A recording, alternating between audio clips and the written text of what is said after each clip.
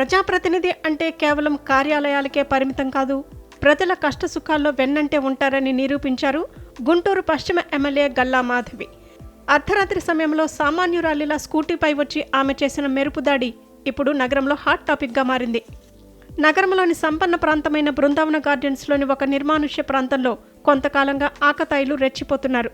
అక్కడ గంజాయి సేవిస్తూ స్థానికులకు ఇబ్బంది కలిగిస్తున్నారని స్థానిక మహిళ ఎమ్మెల్యే గల్లా మాధవికి ఫోన్ ద్వారా తెలియజేశారు. ఎమ్మెల్యే వస్తారో రారో అని స్థానికులు అనుకుంటుండగానే ఫోన్ చేసిన 10 నిమిషాలకే ఆమె స్వయంగా బండి నడుపుకుంటూ ఘటనా స్థలానికి చేరుకున్నారు.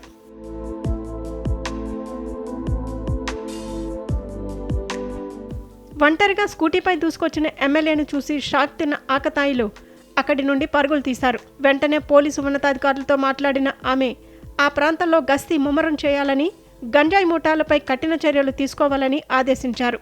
గతంలో కూడా ఆమె ఇలాగే పేకాట రాయుళ్ల స్థావరాలపై దాడులు చేసి వార్తల్లో నిలిచారు. సమస్య ఏదైనా, సమయం ఏదైనా పిలవగానే స్పందించే నాయకురాలు అంటూ బృందావన గార్డెన్స్ వాసులు ఆమెను అభినందనలతో ముంచెత్తారు. సామాన్యుల భద్రత కోసం ఒక మహిళా ఎమ్మెల్యే అర్ధరాత్రి పూట ఒంటరిగా రంగంలోకి దిగటం ఆమె అంకిత భావానికి నిదర్శనమని స్థానికులు కొనియాడారు.